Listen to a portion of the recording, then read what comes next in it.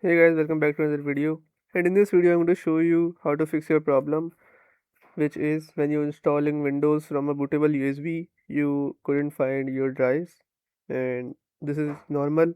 And we have a fix for this. So let's get started. In order to do this, just click on load driver and then click on browse and then search your USB. Click on your USB and here you'll find VMD folder. Just open this.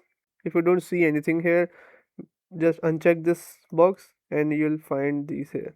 Just select VMD controller 9A0B1. Just click on it and click on next. In a few seconds, your partitions or drives would appear suddenly.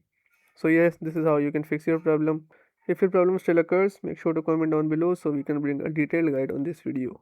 That's it for today's tutorial. I really hope this video helped you solve your problem or learn something new about your PC. My goal on this channel is to make everything about computers simple and easy, whether it's fixing errors, downloading software or any game, boosting performance of any Windows or any game, or understanding new tools. If this video was helpful in any way, don't forget to hit the like button because it really motivates me to keep bringing you more useful content.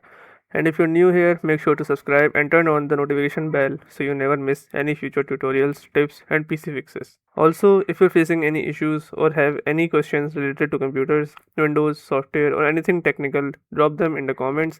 I read all of your comments and I'll try my best to help you out. Thanks a lot for watching. Take care of your system, keep learning, and I'll see you in the next video. Thanks for watching.